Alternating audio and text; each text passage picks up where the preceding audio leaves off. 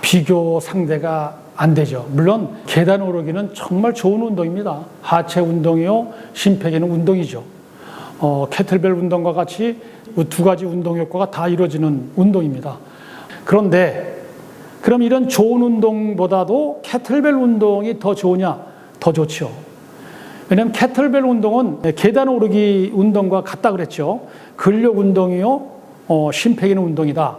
그 운동의 효과뿐만 아니라 전신의, 아까 그랬잖아요. 전신의 운동이 된다. 그래서 전신 근력 운동이에요. 캐틀벨 가지고 스윙을 하면 650개 근육 중에서 600개 이상을 자극한다 그러지 않습니까? 이제 60대는 엉덩이 근육, 아까 엉덩이 근육을 이렇게 얘기를 했는데 60대는 조금 하여튼 한 주먹의 근육도 없어지는 걸 방지해야죠.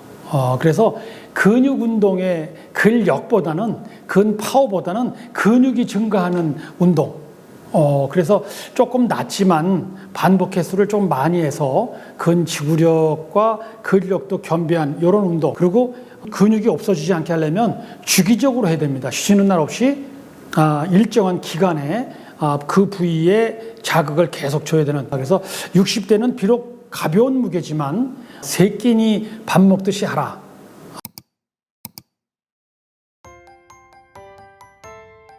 교수님, 책에 보면 캐틀벨 운동이 계단 오르기 이상의 운동 효과를 얻을 수 있다고 하셨는데요. 여기에 대해서 자세한 설명 부탁드립니다.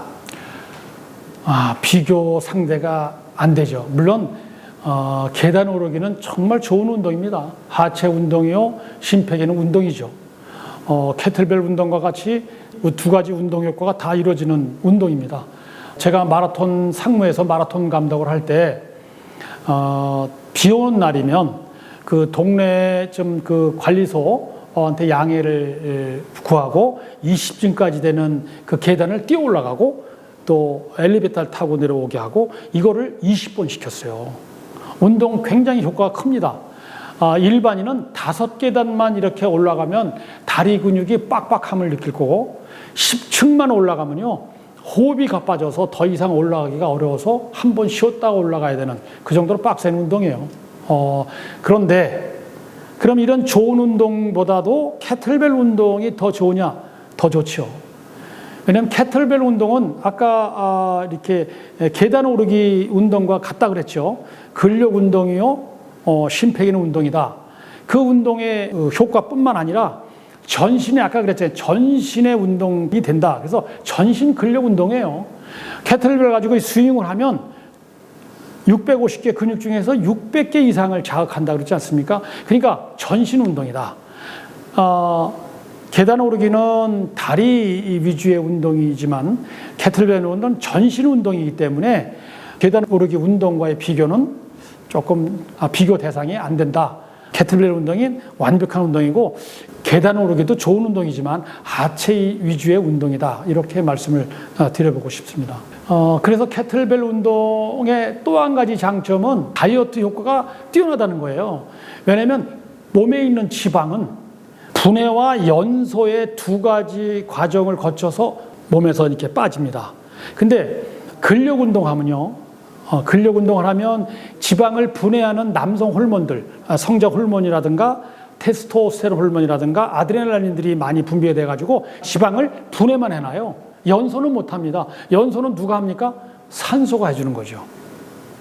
그러면 유산소 운동에 대해 근력 운동하고 6시간 안에만 유산소 운동을 걷기나 달리기만 하면 되는데 이 캐틀벨 운동은 근력 운동이자 유산소 운동이에요. 그러니까 동시에 지방을 빼낼 수가 있는 거죠. 그래서 다이어트 효과도 뛰어나다.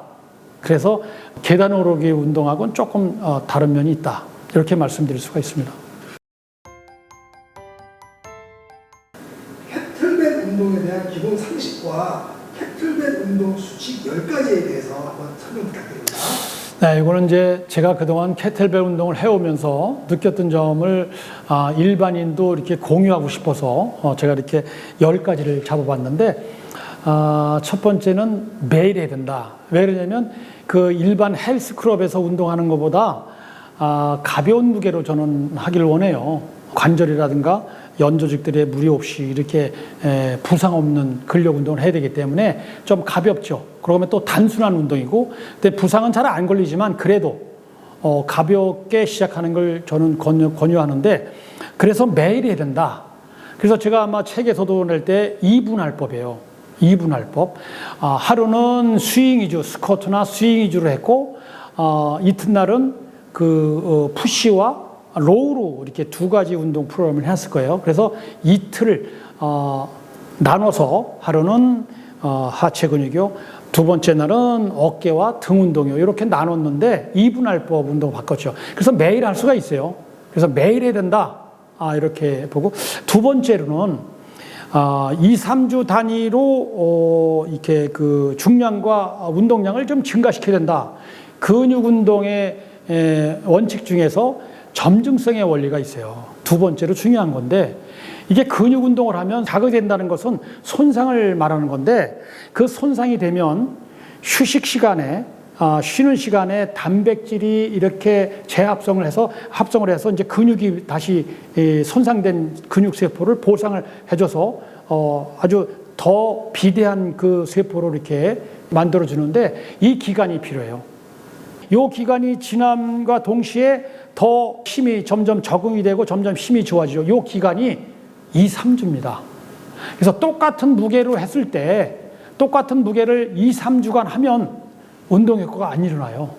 그러니 2, 3주마다 세 가지 중에 하나를 늘려야 되는데, 중량 부하죠. 중량을 늘릴 것인가, 아니면 세트 수를 늘릴 것인가, 아니면 반복 횟수.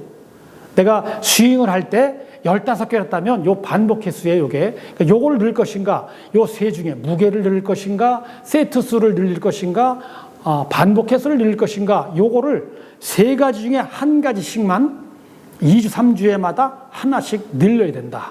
그 다음에 무릎을 90도 이상으로 더 앉지 말아라. 그런 얘기는 나이가 들면 그래도 무릎이 완전치 못하기 때문에 무릎 각도를 많이 구부리는 것은 조금 지양해야 됩니다. 그래서 무릎을 한 120도 정도, 120도 정도에서 살짝 구부렸다가 다시 이렇게 일어서서 이렇게 운동하는, 스윙할 때 스쿼트 스타일이냐 아니면 힙힌지 스타일이냐 있는데, 힙힌지 스타일. 그러니까 무릎을 약간만 구부렸다가 다시 올라오는 자세로 운동해야 된다. 이런 얘기고요. 그 다음에 이제 엉덩이를 뒤로 빼면서 앉았다 일어나라 그랬는데, 저는 이 얘기를 자세 때문에 그랬어요. 엉덩이를 너무 빼면 엉덩이와 대퇴 부위에 자극이 적을 수 있어요. 스쿼트나 스윙할 때. 근데 자세를 안전하게 유지하려면 약간 엉덩이부터 시작하면 돼요. 그래서 엉덩이를 뒤로 빼라는 얘기는 무릎이 발끝보다 앞으로 과도하게 나오지 않게 하는 방법이에요. 그래서 살짝 엉덩이를 많이 빼는 게 아니라 엉덩이를 살짝 뒤로 빼면서 앉았다 일어나라. 이거를 제가 강조한 거고요. 그렇게 하면 그 스윙 자세를 잘 갖춰줄 수 있다. 그런 얘기고요. 그 다음에 호흡은 힘 줄 때 푸 하고 내쉬는 거죠. 근력 운동에서 다 똑같아요. 힘을 줄 때 푸, 힘이 뺄 때 흡입하면 되는 거죠. 그러니까 스쿼트 할 때 앉을 때가 힘듭니까? 일었을 때가 힘듭니까? 일었을 때가 힘들죠. 그래서 일었을 때 푸, 아주 짧게 푸. 그 다음에 내려갈 때 다시 호흡을 들이마시면 되는 겁니다. 그래서 요거 호흡하는 거를 얘기를 했고요. 그 다음에 슬로우 트링이 좋다. 비록 그 중량이 가볍지만 만약에 그거를 하나, 둘, 셋, 넷 이렇게 하는 게 아니라 하나, 그래서 2초 동안 멈췄다가 올라서고 일어서고, 또 둘, 또 멈췄다가 일어서면요 배가 힘들어요. 비록 중량은 가볍지만 중량이 이거보다 몇 배 무거운 중량으로 운동하는 것 같다. 근육에 자극이 굉장히 세요. 그리고 또 한 가지의 슬로우 트레이닝을 제가 권유하는 것은, 나이가 들면 이 무릎이나 허리 이런 관절이 안 좋기 때문에 이 재활 운동으로 이제 뭐 어디 뼈가 이렇게 골절됐다든가 할 때 재활 운동할 때 슬로우 트레이닝 합니다. 내릴 때가 4초, 하나, 둘, 셋, 넷.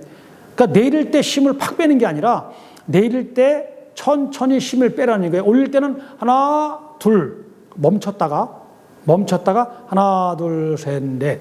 이런 식으로 운동하는 것이 슬로우 트레이닝인데 슬로우 트레이닝은 재활 운동에서 비롯된 거예요. 그러니 나이 드신 분들은 나이가 60이 되면 슬로우 트레이닝을 하는 것이 좋겠다. 이렇게 말씀드리고 그 다음에 뇌가 의식하도록 근력 운동을 해야 효과가 크다고 이제 하는 얘기는 생각은 딴 데가 있고 운동은 행동은 그냥 이렇게 이루어지면 운동 효과가 반 이상이 효과가 나타나지가 않아요. 그러니까 노동한 거죠. 그래서 근육 운동할 때는 그 부위 운동되는 부위에 만약에 제일 쉽게 하는 덤벨 컬을 할 때 여기 근육에 집중해서 하나, 둘 이렇게 운동하는 거하고 하나, 둘 이렇게 운동하는 거하고는 반 정도 수준 차이가 날 수 있으니 집중해서 그 운동 부위에 신경을 집중해서 하라는 얘기입니다. 그 다음에 운동은 영양 섭취까지다. 당연하죠. 운동은 근력 운동을 열심히 했는데 단백질 섭취를 안 하면 근육이 향상은 없죠. 단백질 섭취량을 이제 나중에 또 설명드릴 시간이 있는데 단백질 섭취를 충분하게 해야 근육은 향상된다. 그러니까 운동만 열심히 할 게 아니라 단백질도 섭취량을 충분하게 그 혈액 속에 단백질이 둥둥 떠다닐 정도로 먹어야 된다 그러지만 그 정도까지는 아니지만 어쨌든 단백질은 충분히 섭취를 해야 된다. 이렇게 말씀을 드리고 정말 중요하지만 운동하다가 컨디션이 안 좋거나 그러면 조금 똑같은 운동인데도 불구하고 피로감이 있고 그다음에 통증이 있거나 이렇게 느껴진다면 바로 중단하세요. 그게 요령입니다. 저는 매일 운동하지만 오늘과 또 내일 달라요. 그렇기 때문에 매일 똑같은 컨디션은 아니죠. 그러니 운동하다가 조금 오늘 컨디션이 안 좋거나 그러면 낮추든가 아니면 오늘 하루 걸러도 큰 문제는 없습니다. 또 이렇게 근육이 하루아침에 저하되는 게 아니기 때문에 걱정하지 마시고 바로 휴식을 취하라. 이렇게 권유하고 싶습니다. 네, 교수님 책에 보면 캐틀벨 운동으로 생존율을 높이는 연령별 체력 운동 프로그램에 대해서 자세히 설명을 하셨는데요. 먼저 30대, 40대를 위한 체력 운동에 대해서 한번 프로그램에 대해서 한번 말씀해 주십시오. 제가 나누기를 이제 30, 40대, 50대, 60대 이렇게 세 부류 이렇게 나눴는데 가장 중요한 것은 그 체력 훈련 프로그램을 작성하거나 이렇게 프로그램을 짤 때는 기준이 있어야죠. 첫 번째는 이제 연령대를 기준을 해야 되고, 두 번째는 근육량, 근력, 그 힘이 얼마큼 있나, 근육이 얼마큼 있고, 근파워는 얼마큼 있나, 이렇게 보고, 그 다음에 목표를 얻어둘 것인가, 이렇게 보고 이제 이렇게 운동 프로그램을 작성을 하는데, 30, 40대를 기준으로 해서 그 운동을 처방할 때 가장 중요한 것은 운동 목표와 운동 강도죠. 30, 40대는 체력이 아직도 향상할 수 있는 시기이기 때문에 최대로 근력을, 근파워를 향상시켜야 될 시기입니다. 그래서 30, 40대는 파워 근육과 근력, 운동 강도를 높일 수 있는 데까지 계속 늘려가는 게 좋습니다. 그래서 무게를 좀 무겁게 해야 30, 40대 이런 그 취미 운동, 축구라든가 농구라든가 여러 가지 다양한 취미를 갖고 있을 텐데 그렇게 운동해도 다치지 않을 정도의 근파워가 필요한 시기입니다. 그래서 저는 30, 40대는 근파워다, 근력 운동이다 이렇게 좀 강도를 중요시 생각을 했습니다. 교수님 그러면 다음으로 50대를 위한 체력 운동에 대해서 좀 말씀해 주세요. 네, 이제 50대가 되면 이제 어느 정도 노화의 증상들이 나타날 시기입니다. 머리가 휘어진다든가 아니면 주름살이 많아진다든가 피곤함을 더 느낀다든가 가볍게 예를 들면 술 한잔 했는데 다음날 피곤함이 더 젊었을 때보다 더 많이 느껴지는 시기. 여러 가지 남자는 남자대로 여자는 여자대로 그런 노화의 증상들을 많이 이렇게 느끼고 있을 시기입니다. 또 이 시기에는 유전자가 이렇게 나타나는 시기이기도 하죠. 유전자가 똑같은 유전자가 있더라도 건강한 생활을 했느냐, 건강한 생활을 안 했느냐에 따라서 나타날 시기가 달라지는데 그 50대에는 생활 습관성 질환, 즉 성인병이죠. 이런 질환을 예방하는 근력 운동이 필요하죠. 그래서 근 파워 쪽보다는 근 지구력을 약간 겸비하는, 그래서 근력과 근 지구력 운동 에서 운동 강도는 중간 정도의 수준으로 프로그램을 이렇게 짜는 것이 좋을 것 같습니다. 그래서 50대는 생활 습관성 질환을 예방하는 운동이다. 여기에 포커스를 맞춰서 운동을 하시는 게 좋을 것 같습니다. 또 그렇게 운동 프로그램을 짜는 거고요. 네, 그럼 이어서 60대를 위한 체력 운동 프로그램에 대해서도 말씀해 주십시오. 이제 60대는 아까 엉덩이 근육을 이렇게 얘기를 했는데 60대는 조금 하여튼 한 주먹의 근육도 없어지는 걸 방지해야죠. 그래서 근육 운동의 근력보다는 근파워보다는 근육이 증가하는 운동. 그래서 조금 낮지만 반복 횟수를 좀 많이 해서 근지구력과 근력도 겸비한 이런 운동. 그러니까 50대보다는 조금 낮춰서 운동을 해서, 그리고 근육이 없어지지 않게 하려면 주기적으로 해야 됩니다. 쉬는 날 없이 일정한 기간에 그 부위에 자극을 계속 줘야 되는. 그러니까 새끼니 밥 먹듯이 운동하라. 이렇게 할 시기입니다. 그래서 60대는 비록 가벼운 무게지만 새끼니 밥 먹듯이 하라. 이렇게 운동 프로그램을 맞춰서 짠 겁니다. 60대 이후에는 근육 운동을 해서 그 인생의 노른자 기간을 계속 늘려가는데 그 목표를 두시고 근력 운동을 단 하루라도 빠지시면 안 됩니다. 이렇게 말씀드리고 싶습니다.